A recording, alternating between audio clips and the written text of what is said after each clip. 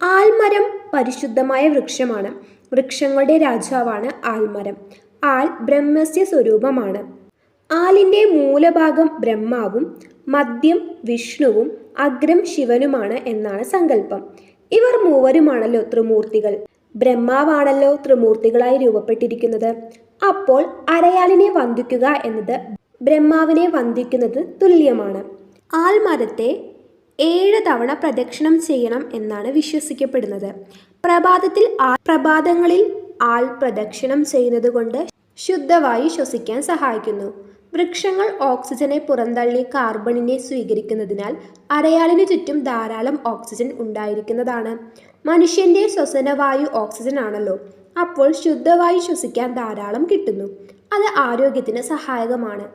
ആലിൻ്റെ ഇലയിൽ തട്ടി വരുന്ന കാറ്റ് ഔഷധ ഗുണമുള്ളതാണ്. അതും മനുഷ്യന് ഗുണകരമാണ്. ആൽ പ്രദക്ഷിണം പുണ്യവർദ്ധനമാണ്.